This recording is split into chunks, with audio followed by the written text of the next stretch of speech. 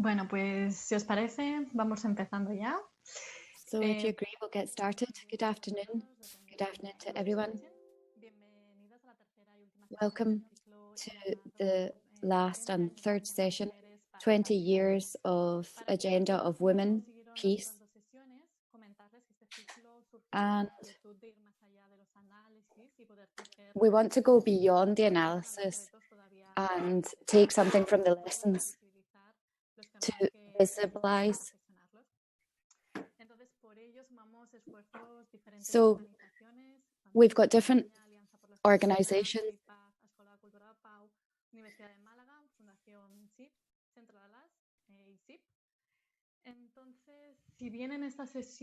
If in this session we're going to speak about security on the agenda, on previous sessions we spoke about other issues linked to security. So on the one hand, we were looking at whether there's been a transformation of traditional structures given the security and the different resolutions. And in the next session, we spoke about participation of women and to what extent we've shifted, or not just being seen as victims, but actually as agents of change for peace. In these two sessions, they were recorded both in Spanish and in English, and you can find them on our YouTube channels. Before we introduce these great women that I've learned so much from, and I'm sure I'll continue to learn from, I'd like to just review a couple of housekeeping issues. The session will be recorded and it will be broadcast on our social media channels. It will be available in Spanish and in English. If you need the English, please just click on the globe icon and choose the language you wish. Throughout the session, you can ask any questions, share any issues in the chat, and at the end of the session, we'll have a space to share that. And here you have the hashtags so that you can follow the different hashtags of the session. As I was saying, in this webinar, we'll speak about the tensions around security and whether we can review and rethink current policies today. The threats and global challenges on security are many, and they're not always seen in the most normative environment. So although the agenda has been a real opportunity and we've seen progress, a new approach to security, security has really been delegated into into the background. In this section, we will think about why this has been the case. Today, I have the honor of moderating this conversation among these three women. We have Carmen Magallón. It's difficult to quickly describe Carmen's history and everything she's achieved. She's the president of the Investigation for Peace Foundation, interdisciplinary meeting at Zaragoza, and the League of Women for Peace in Spain.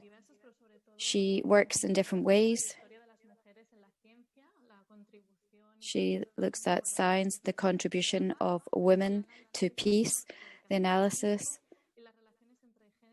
and relationship between gender, peace and security. Her latest book from 2020 in March, entitled Feminists for Peace, Alliance for Women and Peace and Liberty. I'd like to take this opportunity to congratulate you, Carmen, for the award that you received for your long history linked to feminism and the gender perspective. We also have the pleasure to have Nora Pidayas. She is a journalist, a researcher in gender, Observatory of Human Rights, and in Shock Monitor. She is also part of WILPF Spain. Our third panelist is Ana Velasco. She's joining us from Brighton. She is a researcher for the Mexican NGO and an American NGO, Women and International Security. Congratulations to you as well for your recent award. So now that we've made the introductions, we have an hour for the dialogue and around half an hour for a Q&A session. I'm not going to go on any longer. If we have a first round looking at the limitations of the notion of security, and then we'll focus on the challenges and opportunities. So Carmen, if we look at the Resolution 1325 over the past 20 years, could you describe the combination of peace and security? And you said there could be a risk of describing peace in terms of security. Could you explore that idea a bit further? Good afternoon. Firstly, thank you, Sandra, for this introduction. Thank you to Laura Alonso, President of WILPF. I'm delighted to be here with Nora and Anna. I'm going to show my slides. So let's see if I can just share my screen here. And as you can see here, the presentation is called Resisting Securitization, 20 years of the 1325 resolution. I think I'm going to learn a lot from my colleagues because they're going to speak about security. I'm going to speak about a couple of different topics. Let's see. Firstly, I'd like to celebrate these 20 years of the resolution 1325 from my own experience, because I think we're here to celebrate these 20 years. So what can I contribute here? What I can contribute, well, I don't have, well, I want to speak from my own experience. From my own experience, I can declare that I've had a love relationship with the resolution 1325 for the past 20 years.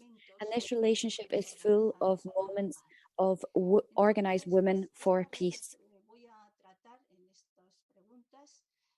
I'd like to discuss the following points: security, peace, and the interrelationship, and also look to see if there are other contexts in which Resolution 1325 can be applied. And it, in fact, is already being applied.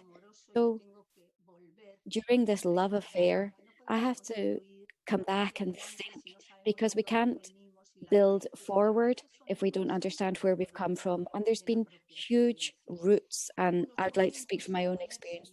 Some moments, the first seminar for the SIP Fundación in Zaragoza, there's Carmen Sacristan, Manuela Mesa, Irene Comins. We all met together to start to think about this resolution. For me, the first years were really filled with enthusiasm about this tool that we had in our hands. And there were many publications, articles, books, seminars, meetings, plans, national plans. But I would like to highlight the action plan for women and peace building from the Spanish Corporation from 2009.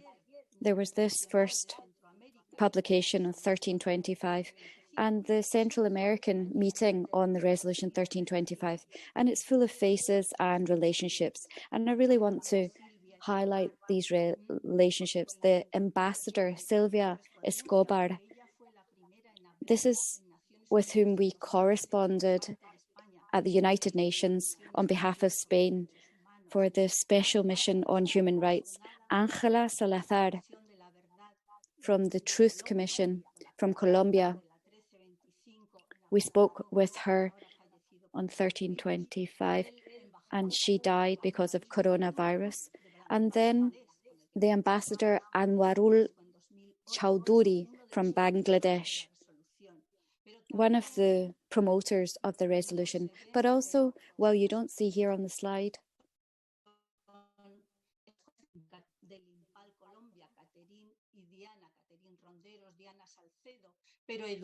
there's also Edu Fari from Apartado, Marina Gallego, Maria Eugenia Sanchez. These are all relationships that we've built around the resolution 1325. And to finalize this love affair that's really given us strength in the early years, we had the Women and Peace Summit in Bogota. And I want to mention this lady, Miriam Coronel Ferrer, who is here at the summit with me. She is the only one who signed a peace agreement from the Philippines government together with the Moro Islamic Liberation Front in 2014. We see Maria Eugenia Bladón from the Colombian diaspora. We have these photos here from Barcelona and Sri Lanka. And then this one, the regional workshop in El Salvador in 2015, where we all met in Central America to speak about 1325. There's so much richness in this resolution. We must not forget everything that has been built along this long 20-year path. I don't want to take up more time, so please, Sandra, let me know if I'm going on. Security and peace interrelated, yes, but I've always said that we cannot replace peace by security. Yes, they are interrelated, but they are different. And I agree with you, Sandra, although I do believe they are very much interrelated, because I still believe that peace is expansive. Peace does not have fear. Peace is international, whereas security is protection against threats. It's a form of protection, although I do believe that it can be built, and I believe that feminist security adds a further adjective, just like peace, if we call imperfect peace or natural peace or feminist peace. Well, yes, feminist peace or feminist security. You asked me to look at what is said about security in the series of resolutions. I can say that in the first resolutions, firstly, it's a Security Council resolution. You know, this is a Security Council resolution. It's not a peace and security resolution, but it does speak about building peace and security. But since it's security language that's used, it speaks about security personnel, security sector, reforms in the security sector. So they all allude to ideas of security, and it's always an armed approach.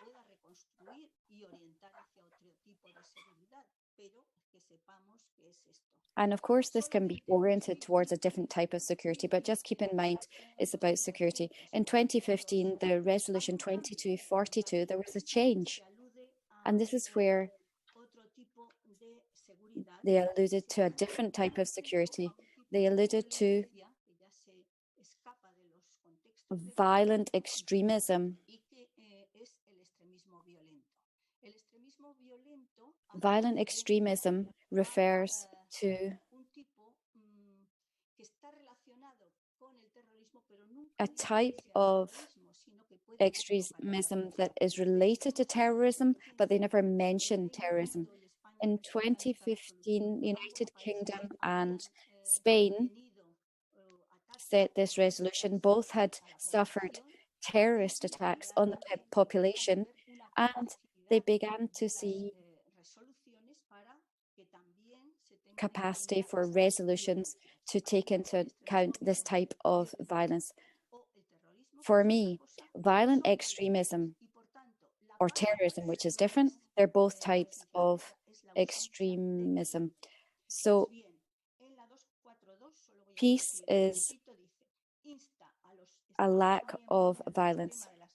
This resolution urges the members of the United Nations to assure the leadership of women and women's organizations and their involvement in the fight against extremism and violence that can lead to terrorism, can lead to terrorist attacks, etc., etc. So this is an invitation for us to get involved. From feminist perspectives, this has been worked on. Eradicating extreme violence is working for peace, that is said. And a strategy, the PRIP,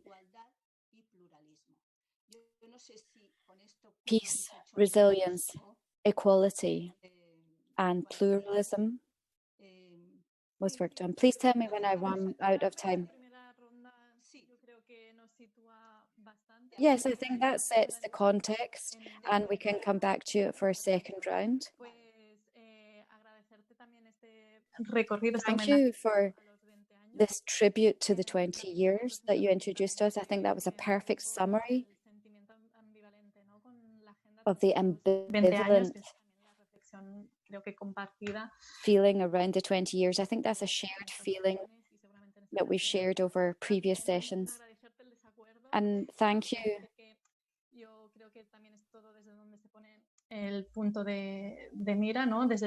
think it depends on how we look at it. You know, when we speak about feminist peace, we were saying that there won't be real building of peace if we don't think about the governing structures, the militarization, the securitization of conflicts, and therefore we need radically different security policies. But it is also true that within feminism, there's a lot of reluctance towards this idea of security itself and the contradiction around the terms. That brings us to a whole universe of debate. Thank you for that initial reflection and introduction. So now, Nora, I thought, well, over the past 20 years of approving the resolution, do you feel that there's been a change in paradigm? No, I think the context of securitization has changed. The agenda of women, peace and security. Firstly, thank you. And also I'd like to say that just like Carmen said, I hope that the resolution 1325, which looks at peace and security as completely different concepts, although that they have broad approaches for both concepts, they link them intrinsically. If you look at the structure and look at the different violences, the types of violence that arise, it's very relevant. But I do think that you have to look at security as a value, because if we think about it objectively, if we think about the violence that affects us physically and psychologically, there's also a dimension based on perception. So it's not just about taking ownership of the term, but really understanding the term, being self-aware of our fragility and being concerned about security where there's instability. And in rich countries, we feel less protected despite having a whole host of security mechanisms, because inequality continues to increase across all levels. And maybe this perceptive dimension, looking at security based on this feminist approach, strengthening and reinforcing care networks and helping each other.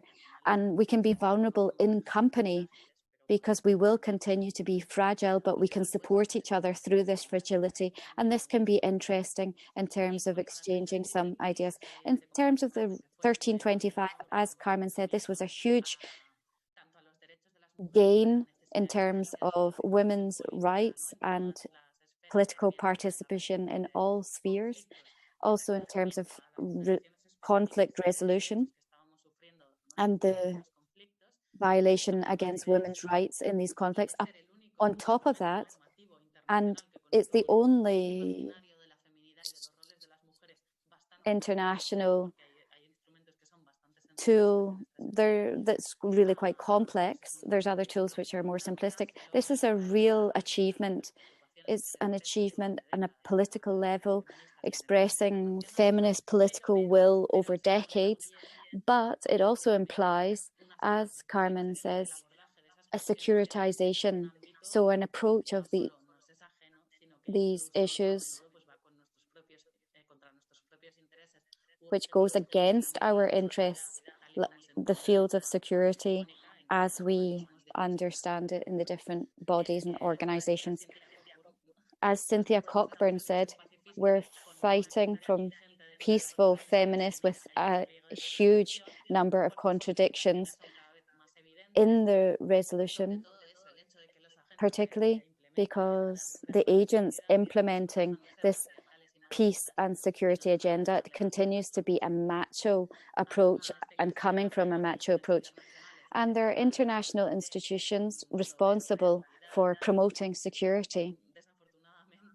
Unfortunately, like NATO, which has been passionate about and delighted about defending this agenda, but simply to implement policies which go against what we're trying to build.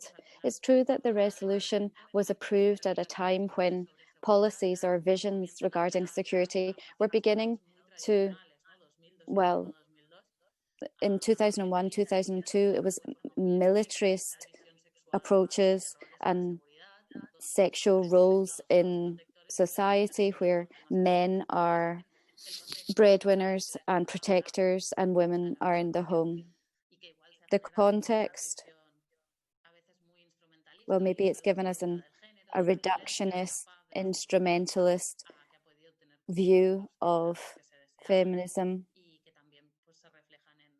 And this is reflected in the subsequent resolutions after the 1325, where there's clear tension between protection and participation.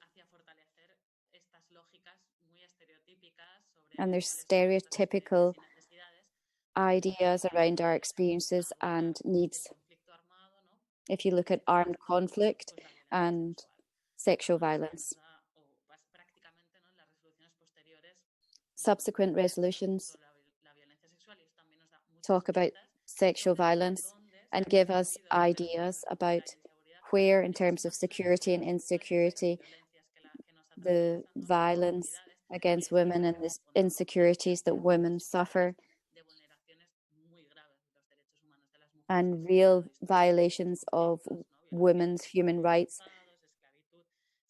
forced marriages, sexual slavery, and also different types of violence that can be very serious and disruptive and permanent in the case of women during conflict. And it misses the reality of violence because it isolates it from the context. I'm not just talking about violence against women, I'm talking about violence in general. It isolates it, and, you know, there's a thread that joins domestic violence, and then there's masculinities that escape this standard. There's violence during conflict, and this simply amplifies the structures that existed before. These are not approached. There's no criteria, there's no instruments that can be applied in a feasible way to security in contexts that are not armed conflict, but rather in society, violence against women. It is true that, as Carmen said,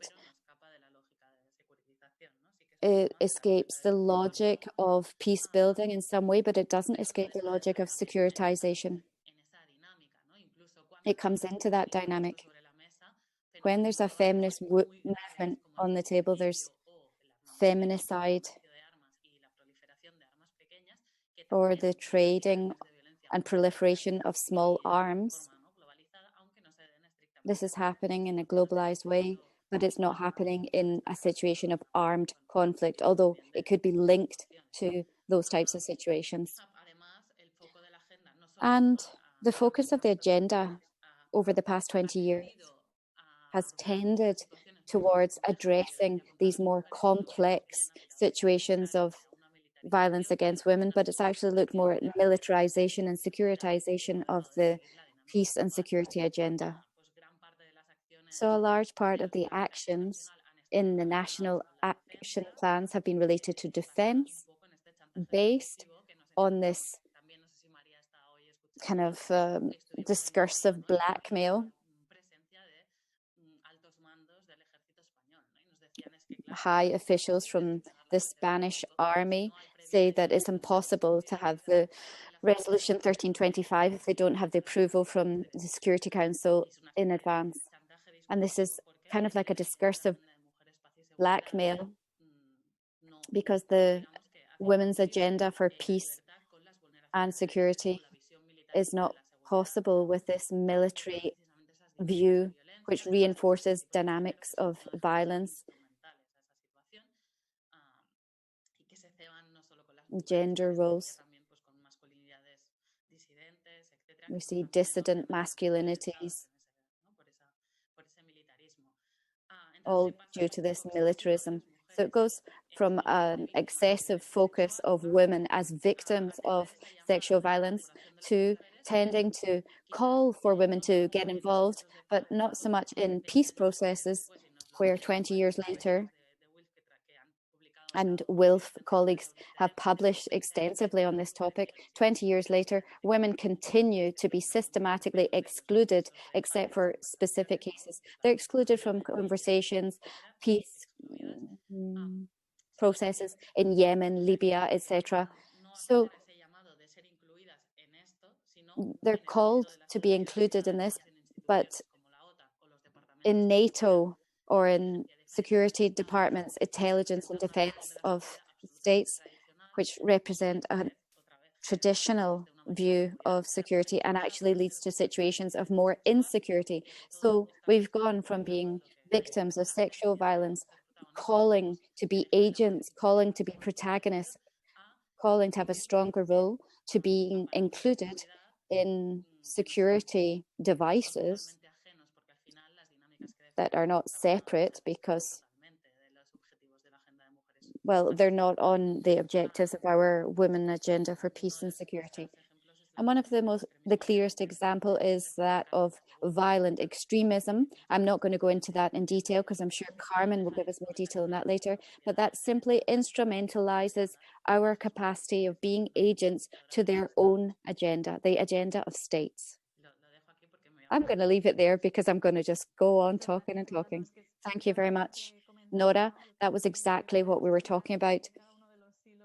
You know, I'm sure we could all go on talking about this for hours, but thank you very much for giving us those ideas in terms of the challenges and limitations, which I think are fundamental, particularly this subjective perspective of security and being left out to one side, and the paradox that in the name of security, we see devices that actually work against women in terms of the essential values, and also this discursive blackmail, which limits this transforming potential, and the excessive focus on being victims and this false inclusion of women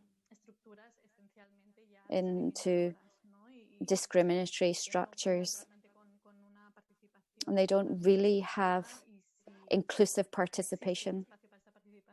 And if the participation is possible, it almost seems anecdotal or like an annex, rather than really including women in a participatory role. So linked to that, Anna, I would like to ask you about the concept of security, multilateral organizations, and from grassroots level, what is being left out of this scope and what we're seeing as a consequence. Thank you very much, Sandra. Thanks for your question. Good afternoon to you all. Good morning to anyone who's joining from other time zones. Thank you I'm delighted to be taking part in this series of webinars, and this one this afternoon is an honor to be on the panel with Carmen and Nora, and I thank you very much for the invitation, ICIP and WILPF Spain. Firstly, I would also like to mention my connection might cut out just briefly, or that my image freezes. We're now in lockdown again, and internet demand. I'm in a student building, and yeah, the online connection is just a bit tricky. Regarding the question, the concept of security, what is beyond the scope and what do we see being included? Carmen and Nora, particularly Nora, in her recent comments, the 1325 was born as a project. Well, Carmen set the perspective. The scope and the limitations is a legal product of the Security Council, and the responsibility is to maintain peace and security internationally. On the other hand, there's this feminist position, being activists and following this long path of work so that the resolution has been brought to life over the past 20 years. I think that the first reading of this has been really focused on the Security Council's objectives. It's the most powerful body of the United Nations. It's very militarist. There's an inherent tension within the resolution, and over the years, as it was implemented, they've tried to correct some of this with the new resolutions. However, Sandra's question, what are we facing now?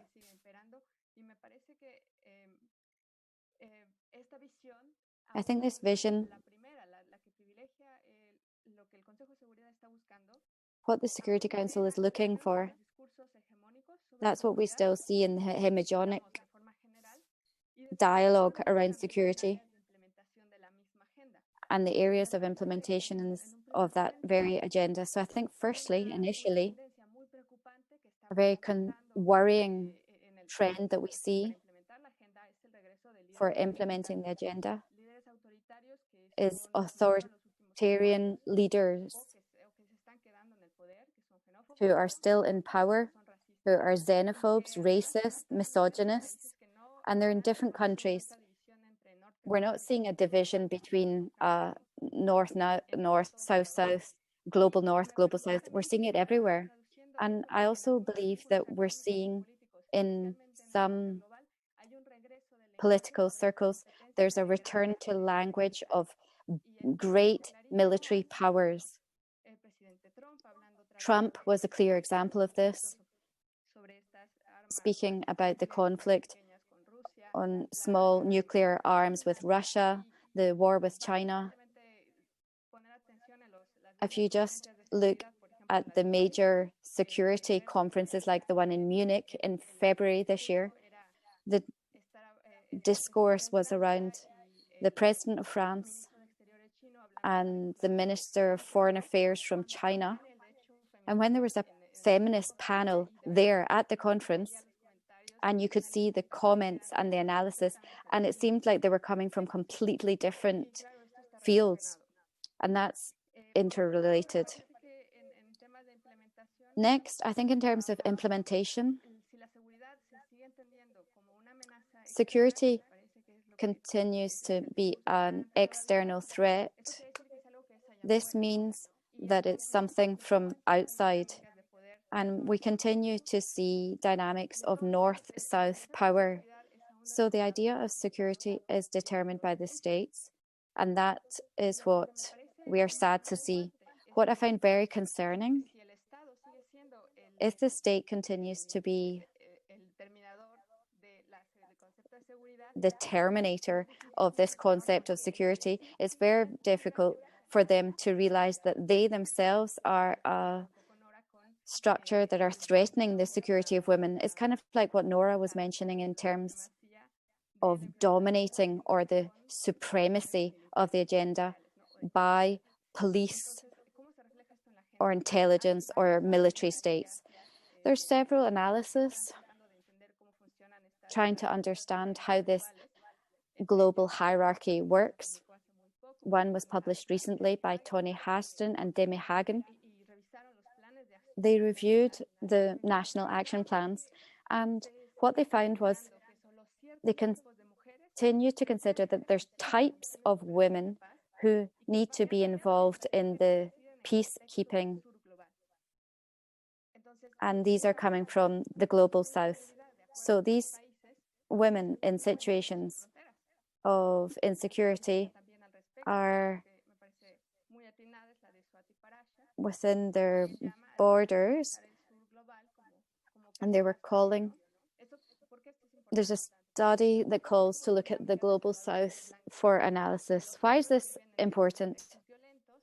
If you look at these violent contexts and the international security threat, this has ethical consequences.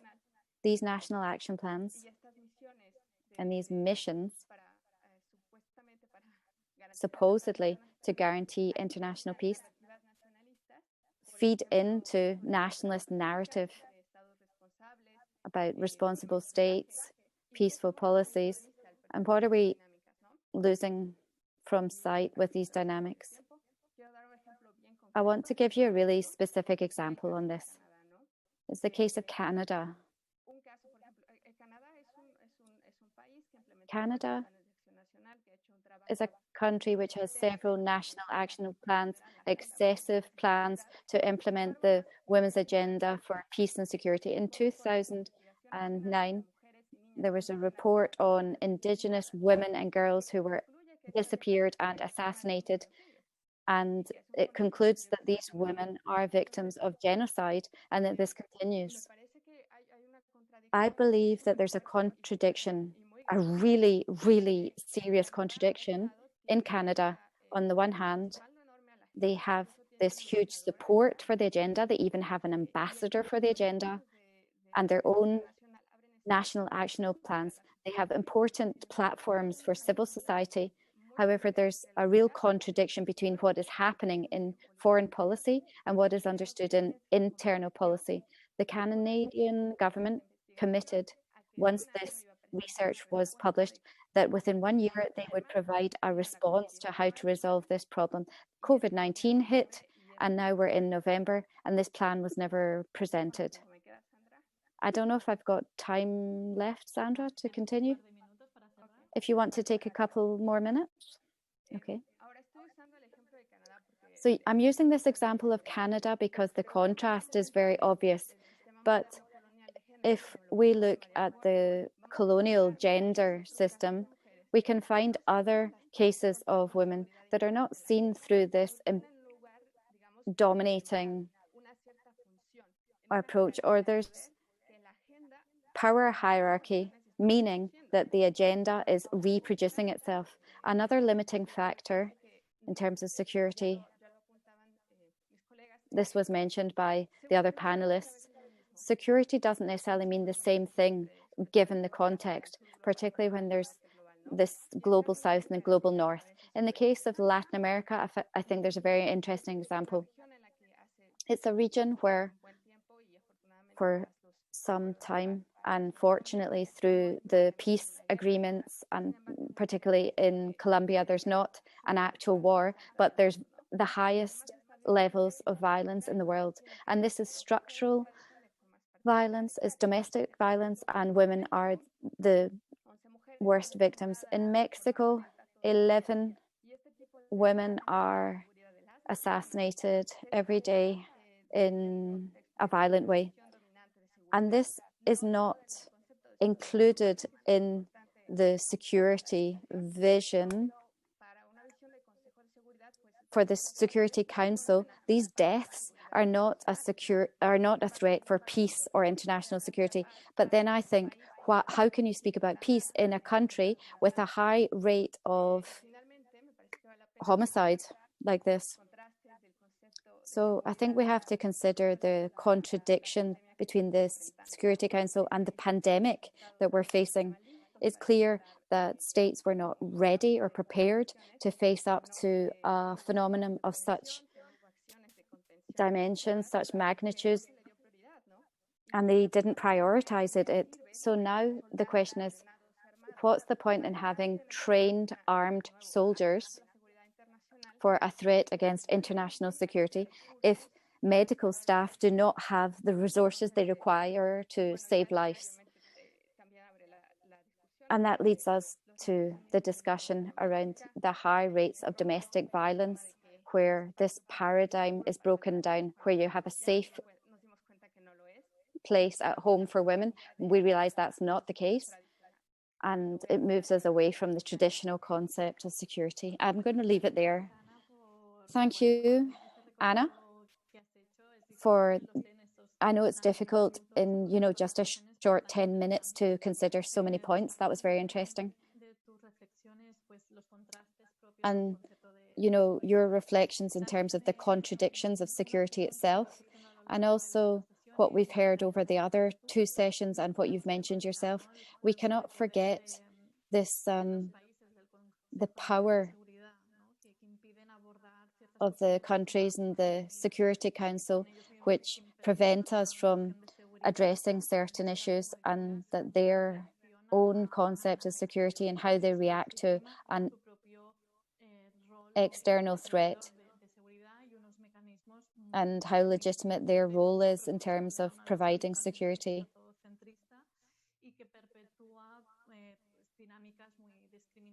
And discriminatory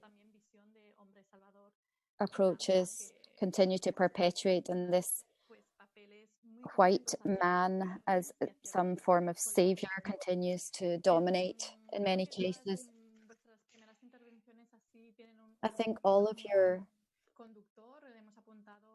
first interventions had a real red thread running through them in terms of the limitations.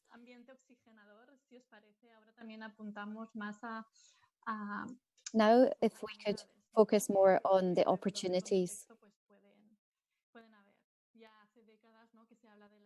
For decades now, we've been speaking about human security, alternatives to armed security, and the concept of security itself is restrictive, and that it has a connotation linked to the traditional idea of security.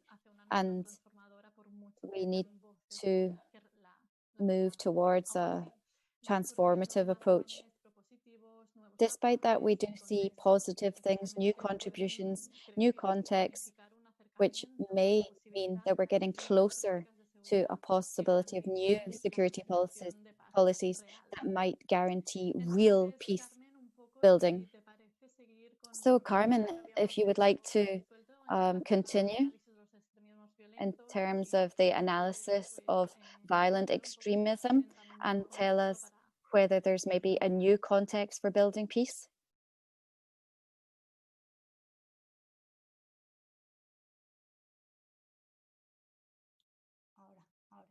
Sorry, I was on mute. I think resisting securitization means we don't let them take ownership of security over peace.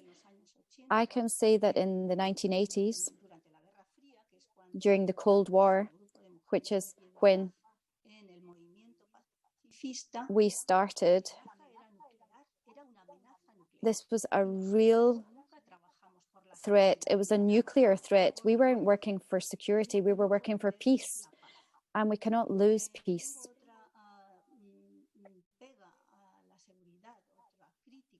I have another criticism of security, which comes from Martínez Guzmán, when he explained that the etymology of security comes from sine cura, without care. So in the origin of the word itself, when we, as feminists, we said care needs to be at the core. That said, I'm in favor of reconceptualization of security. And this is why I'm also in favor of the reconceptualization of violent extremism. And that's what I would like to consider now. To some extent, the whole trajectory, we've spoken so much over the past 20 years. I have the feeling that this enthusiasm is still positive for women. Colombian women have spoken the 1325, the agenda, women, peace and security continues to be positive, but we must bear witness. And if now the generation that believes we need to reconceptualize security, then let's reconceptualize it. But I continue to hold firmly to peace. My relationship with violent extremism comes from a research project which was supported by ICIP and the Open University of Catalonia and Ana Maria González Ramos. It was the social networks as a tool to fight against domestic violence. This put me in touch with a specific context. And there was a presentation that was made in the Palau Robert, together with several colleagues. She is Obies Gaswili.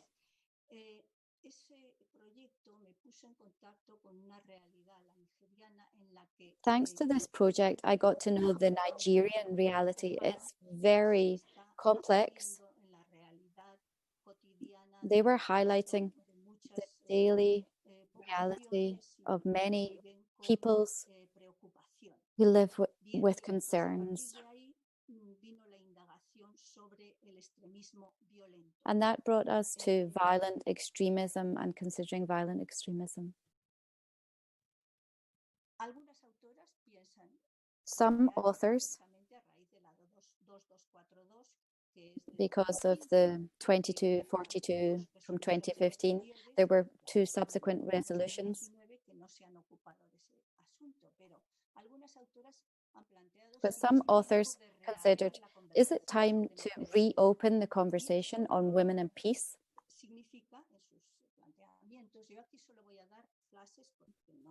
I just want to give you a couple of details because I can't go into depth on this.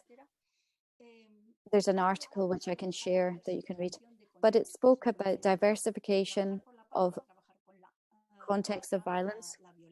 So working for peace is working against violence.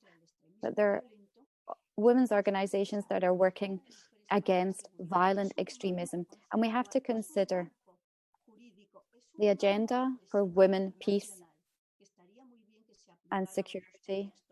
This could be applied to other contexts because it gives real energy, real strength, and also a source of resources.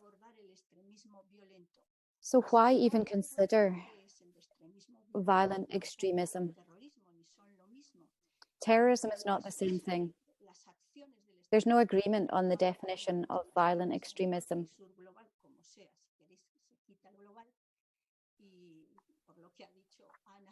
But it affects our lives in the north and in the south, whether you call it the global north and the global south or just north-south. Anderlini was one of the drivers of the resolution 1325, and she was really driving the change of concept, which is linked to a change of strategy, not to replace peace for security, but to build security, assuming strategies of non-violence and peace. My interpretation is that violent extremism is based in a very deep level, deep and very broad level. These are movements of supremacy, racism, feminicide, and promoters of hate. And this is something that the agenda, women, peace and security need to consider. The scope of 1325 is limited to conventional armed conflicts.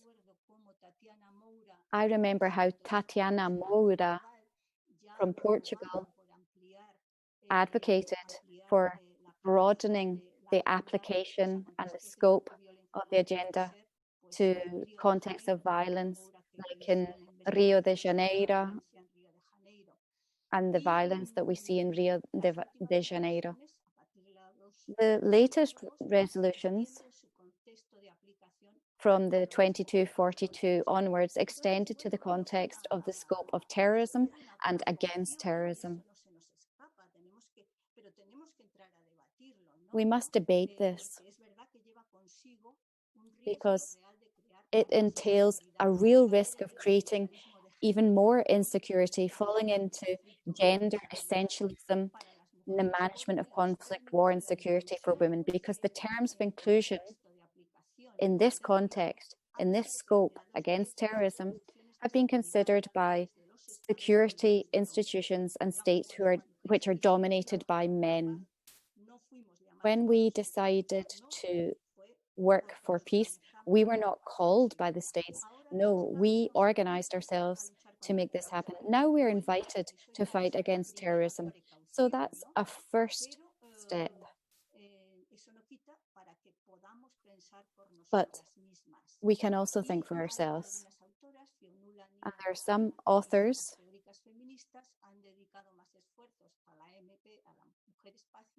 Fionnuala Naoalin, The War on Terror and Extremism.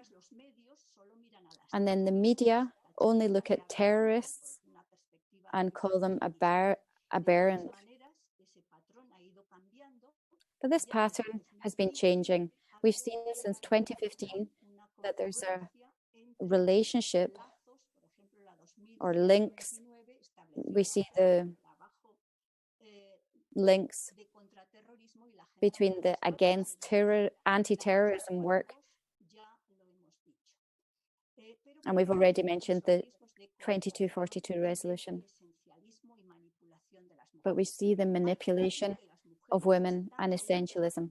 Women are in the violent extremism groups. There's broad literature, which we reviewed during this project, literature around the achievements of women preventing violent extremism, of promoting violent extremism, the relationship between violent extremism and violence against women and girls, the participation of women in violent extremism. From 2011 to 2017, the data show that 244 female victims of 434 homicide bombs. This shows that women are victims of violent acts. What is our idea in terms of reconceptualizing? If we speak about violent extremism, if we include white supremacy, shootings, feminicide, racism, governmental abuse, like in Belarus, and the Islamic State and others, but not only Islamic State and others. Extremism is linked to identity and virtual hyperconnectivity. So our idea in terms of reconceptualization, feminicide,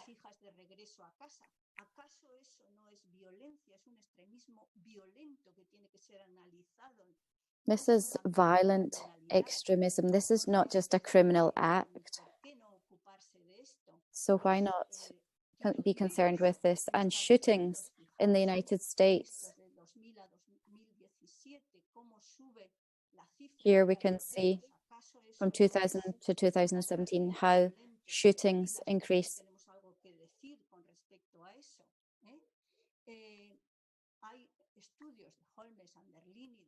We see the Holmes, Anderlini, Segato studies from Mexico.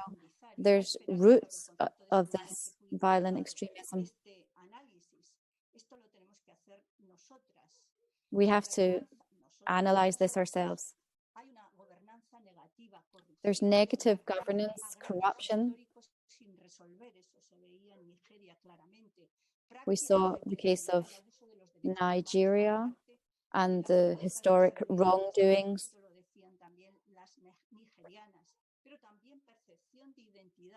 And also the perception of threatened identity or activity on the networks. And gender is at the core. These are oppressive traditions. And this leads to, well, white supremacy. We see the anti-feminist movements.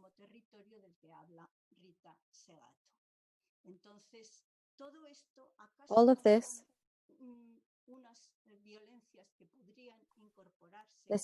these are types of violence that could be included in the agenda of women, peace, security. From peaceful feminism, what is criticized? The anti-terrorist strategy that is securitized and masculine, the essentialist and reductionist vision of women as mothers or wives, the disdain shown towards women's groups, the blindness in terms of the capacity of autonomous action of women. But the agenda of women, peace and security is defended and advocated. This is the evolution of the anti-terrorism strategies. Anderlini started with looking at terrorism. And since strategies don't work, there was an evolution. And Anderlini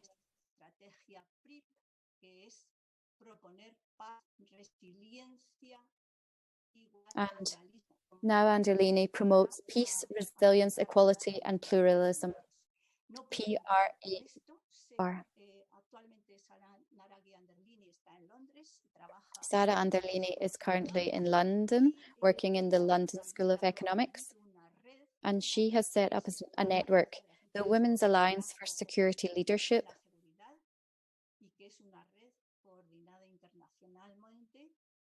This is an internationally recognized network supporting the work of local organizations led by women. I would encourage you to find out more about this paradigm. I don't want to go on too long.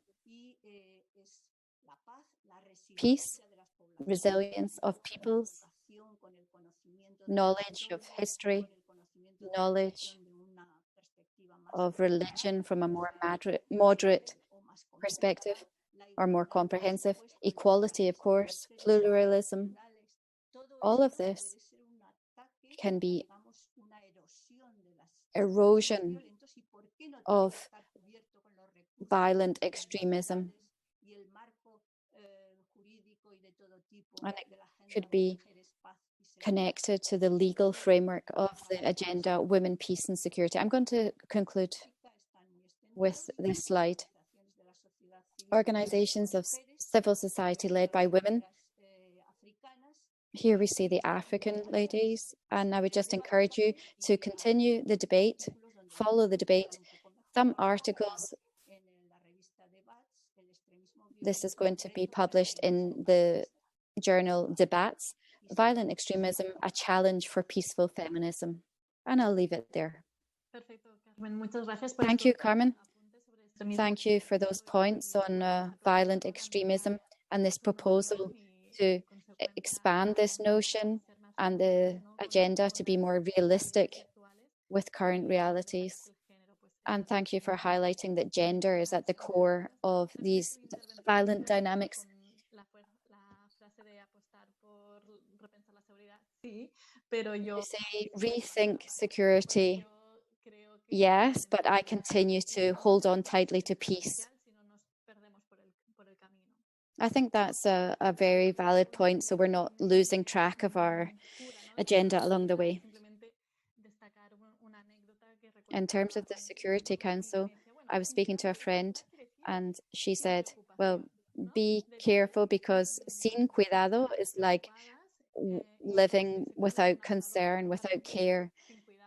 So if we want to live without concerns, we actually need to politicize care. We don't have much time left.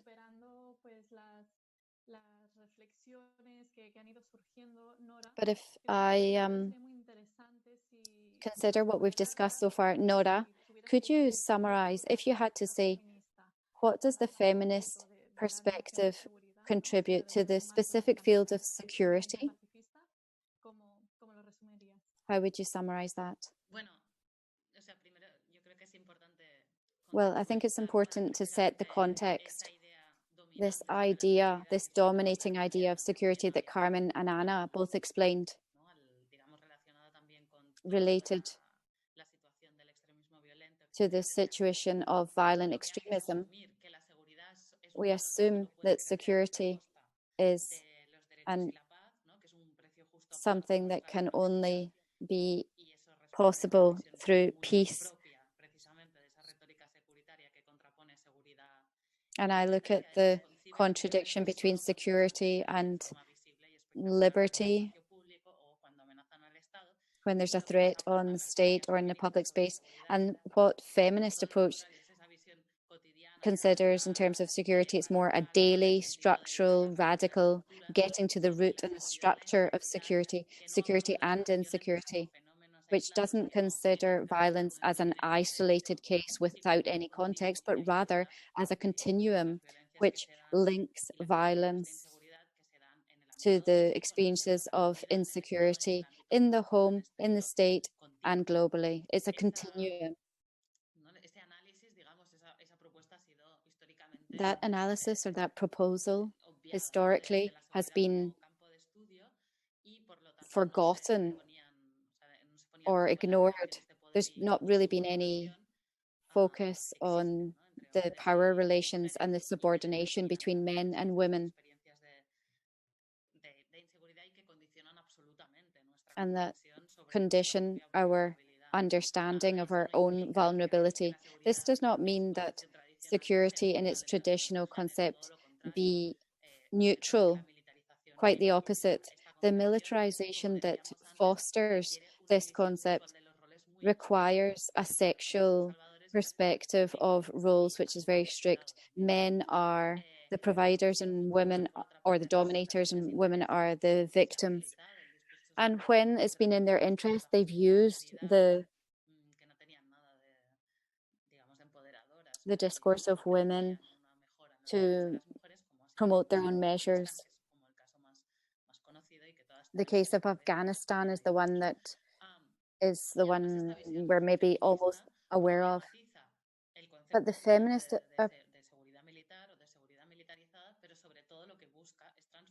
what they're looking for is transforming how the power structures that lead to insecurity and domestic violence. This is not just abiertas y mucho más integrales sobre la seguridad, como puede ser la seguridad humana. Pero human security is one approach, but since we don't have this, since we don't give visibility to these power structures, they've been able to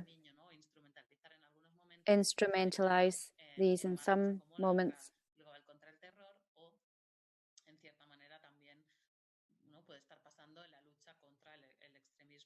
We maybe see this in the fight against violent extremism,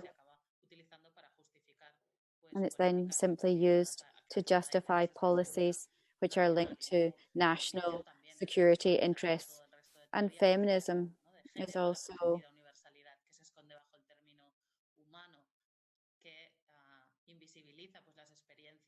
there's a lack of visibility of the experiences and the voices of all identities.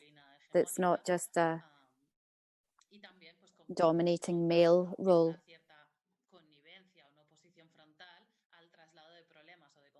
And then there's further problems, political conflicts, and then the security agenda.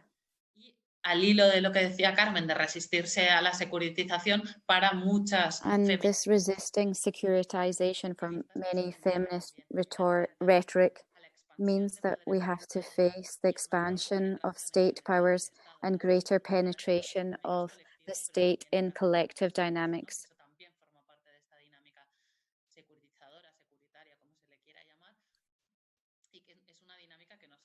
This is a dynamic which is widely accepted, and it conflicts with a transformative feminist view on security, which questions the role of the state as a protector. And I think that's key within some feminist theories. Of course, there's very different views in terms of how violence and security is addressed, but there's also criticism perpetuar desigualdades que pueden, ¿no? y pueden llevar acciones pues, que revierta de forma negativa en las vidas y en las experiencias de inseguridad de las personas en general, de las mujeres en particular y especialmente de aquellas que forman parte de grupos. Particularly those women who are part of social, ethnic, religious groups considered by the state as threatening. You know, in strategies against violent extremism or radicalization, whatever it's called in certain contexts. And so many women's movements, particularly lesbian, gay, bisexual or trans, are living this debate in terms of how relevant is this response from the state. You know, if they're subject to gender violence, should this be a security issue? Because giving the state the responsibility to respond to the threat that you're suffering when states are so masculine, so defending their own political, class, racial interests. And quite often they create more of a problem, particularly in a rural context, the sexual or gender rights. Defienda abiertamente discursos machistas que proteja tus derechos, ¿no? O que haga tu vida más segura y más habitable desde una perspectiva, ¿no? Un poco transformadora, pues es evidente que no. Y eso además son estados que responden a los retos de seguridad pues de forma punitiva, de forma carcelaria, ¿no? Mediante políticas carcelarias que al final no dejan de ser un instrumento generador de inseguridades, ¿no? Y con un sesgo de clase, género y raza muy concreto. They continue to be an instrument that's generating insecurity and punish certain peoples, certain populations, stereotypes and patterns. So we need to face up to this securitization.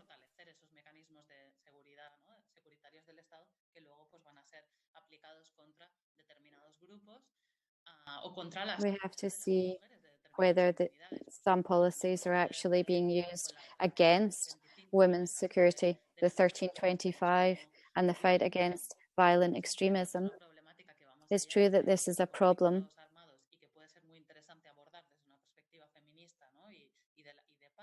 You know, if we look at armed conflict, it's important to consider this, address this from a peaceful feminist way, but there's the danger that they take advantage of this feminist discourse to reinforce stereotypes, which actually remove power from women in these communities who are already suffering from prior discrimination. So they instrumentalize political participation in a dynamic which is maybe good for one but bad for another. But I agree with Carmen, and we've spoken about this a lot in WILPF, that the key factor is prevention and how we take responsibility, whether we call it peace or something, or security. Thank you, Nora. Yo creo que se puede resumir, ¿no? De que las I think we can summarize. vendrían, pues, como decías, ¿no? El cuestionamiento del rol We're looking at the role as of the state as a protector, but actually generating security and breaches of security.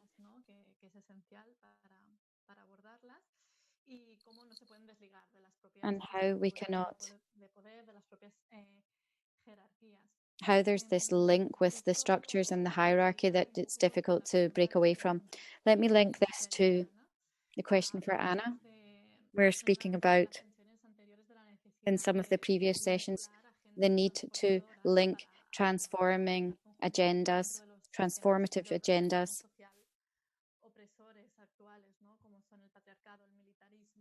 to fight against militarism, capitalism, colonialism.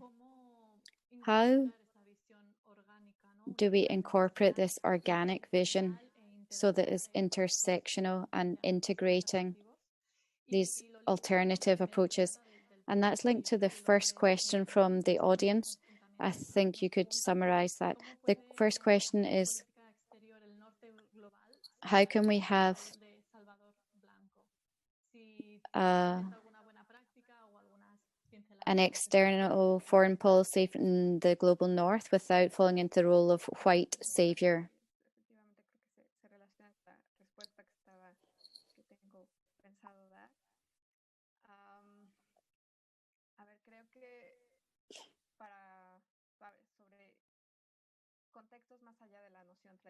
Context beyond the traditional armed conflict situation. How do we incorporate this intersectional approach? I think you have to begin from here. I think you have to begin with yourself. I think, well, maybe an uncomfortable reflection around the position used.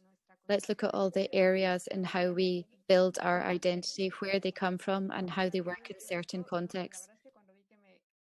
When I saw that I would probably have to answer these questions, you know, you get a bit nervous thinking, how do you answer these?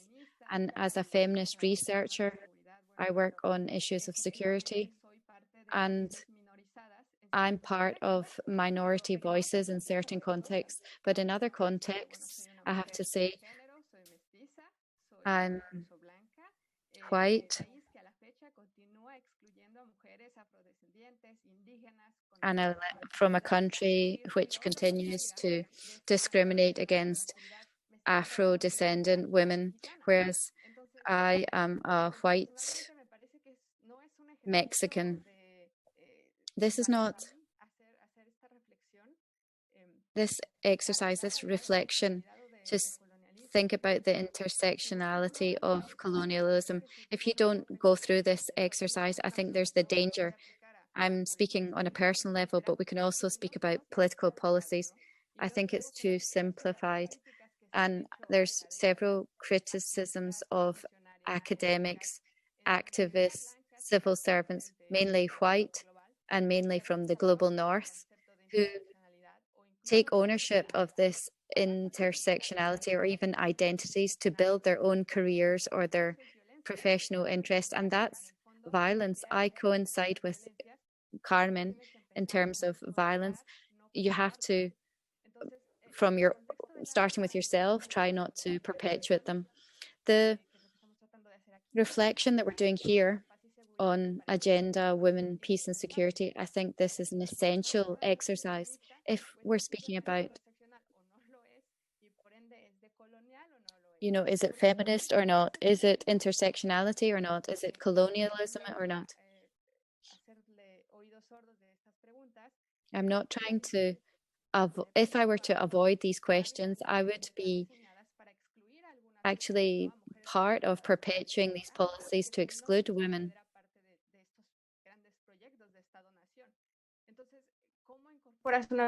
So how do you incorporate this intersectional vision? I think you have to start from here with yourself. I don't know if I have the best answer to this question, probably not. And just what I want to share are, well, some proposals. I think in these cases, you shouldn't assume that you have the answer, but rather listen to the women that you're trying to rescue, because the work is already being done. It's being done, and it's even being done before you exist, but people don't listen, and countries don't listen either, because, you know, it can be used for certain purposes, you know, of own agendas. So I have two proposals, very general proposals, which I think are interesting, and it would be good for the agenda to include. And as Nora said, women cannot just be seen from the gender point of view. I think here there's an important role of organizations and civil society, as we heard from Carmen, who were key in terms of the 1325 resolution.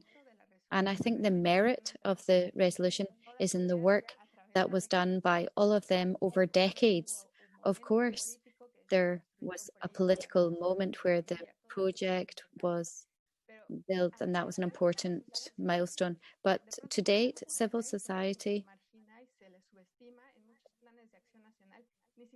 often in many national action plans, women or feminist organizations are not even mentioned. In countries where this work, this vision, the women need to take ownership of the agenda, those are the countries where they tend to be most vulnerable, where they don't have possibilities. And there's so many examples over recent years of assassinations, of imprisonment, like in Saudi, Catlul, sorry if I'm not, Berta Cáceres in Honduras, and the persecution of human rights activists. And I think that's a key threat for agenda, women, peace and security. Another relevant area, which I think would be interesting to explore, is to include journalists' work. Give them more of a role as protagonists. I think there's two issues here. One, feminist stories. They're always considered as women's issues, not justice. And journalism continues to be a high-risk profession in many countries. And they are the ones who are facing these threats, these authoritarian leaders. So I think it could be interesting to build alliances with them. I don't think about the major media outlets. I'm thinking about small newspapers, small journalists. And coming back to what Carmen mentioned, we're living in a period of disinformation, and science and research is being left to one side. So I think it's very important to set a context for these threats in terms of the agenda. And we also have to say,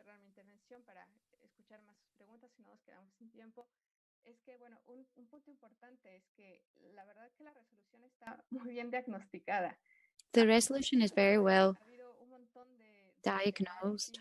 There's so much analysis,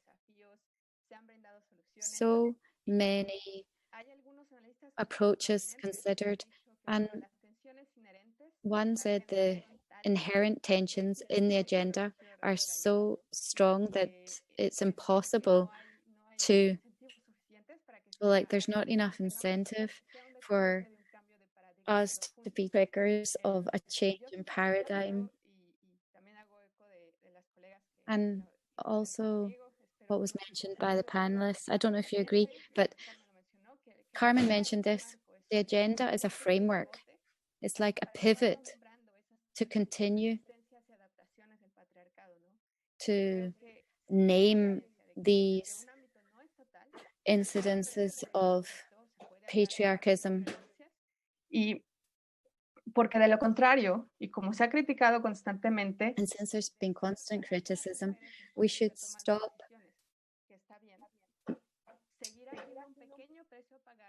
there would inalterado, ¿no? Y la evidencia de los últimos años muestra que no todas las mujeres estamos más seguras.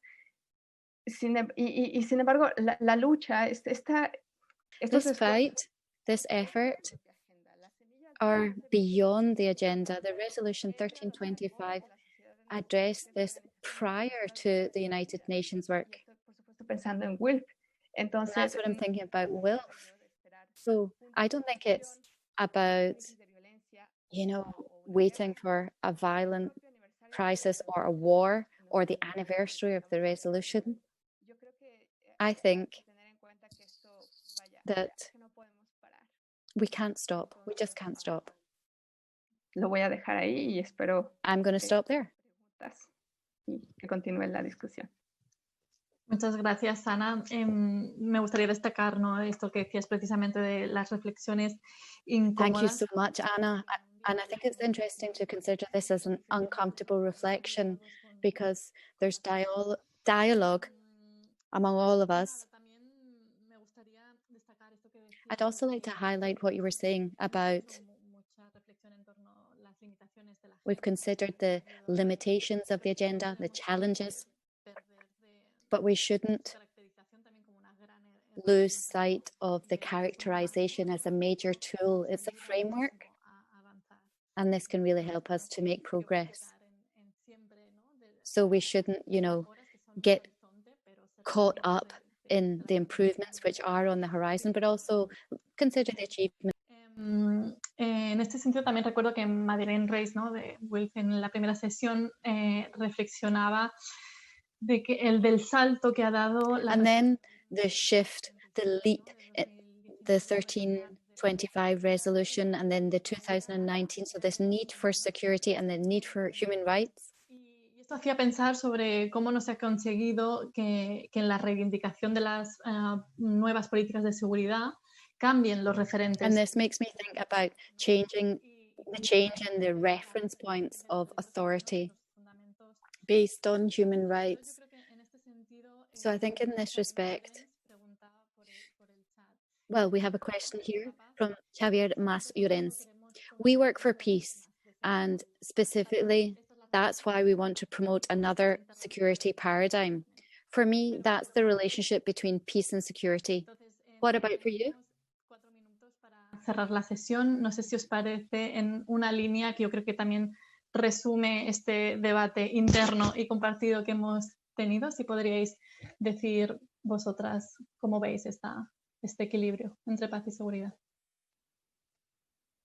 Si os parece, hacemos Carmen, Nora y Ana en el mismo... Shall we hear from Carmen, Nora, and then Ana?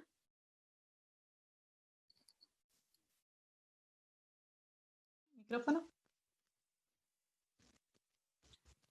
Muy breve, yo creo que esto I'm going to keep it really short. I think this is a universal scenario, and everyone has to work from, you know, what's closest to them, what's direct. Think about yourself, discuss and debate the issue with yourself, with local organizations. And what we cannot do is, you know, we're working for peace and security, security and peace. We are working for peace, so let's just not forget about peace. Yeah, for me, peace is the absence of violence, but security is a far more reduced term. It's managing human vulnerability. Sí, yo creo que con todo y las tensiones como lo Yeah, I think we have to consider the tensions. para reflexionar y para... There's space for reflection and to think actively, how can we really make radical impact? I think that's where the space is, to think from different levels, personal, international. And that's it. Perfecto, habéis sido muy breves, muy claras y fantásticas. That was very short, very clear. Yes. I mean, when everything flows, you don't need to go any deeper. So, No. Ya cerramos, pero tenemos una última pregunta. There's one last question.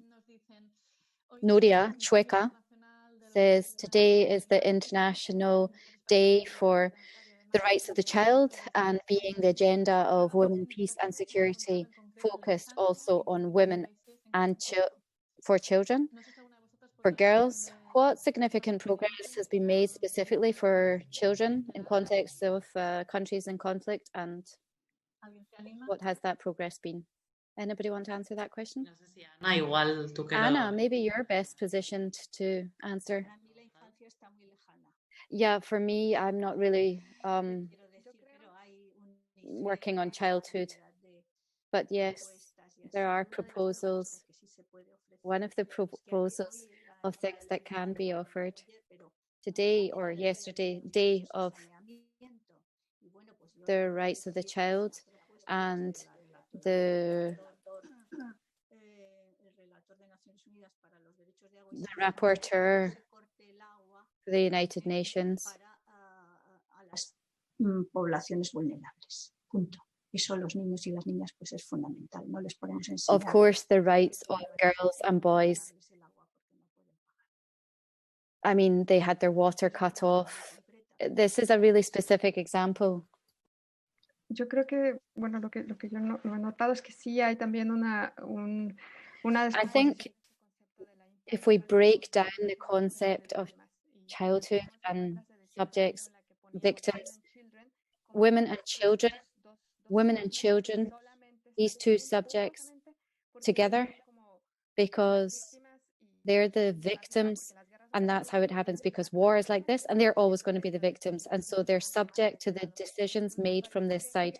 But I think that at the same time, you know, we should break away from this concept. Women are also agents. And I think also when we think about children, there's been a similar evolution. And I think that would be really interesting to consider it in this way. And I think another point which is being debated, the securitization of women and the rights of women in security, and an instrumentalization, girls as a concept. There's literature around this, girls being used almost like as a magic wand, a magic solution. So there's like the girl as a concept, and then we can just solve everything else. But actually this requires so much reflection. There's the dynamic of north-south, and well, I think we've run out of time, but I hope that we'll have another occasion where we can discuss these topics.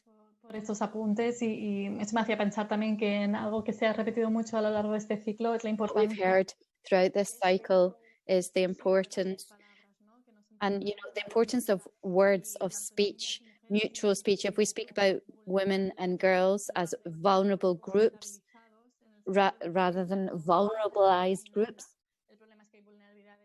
pues construidas, y que el problema es el desequilibrio de poder, ¿no?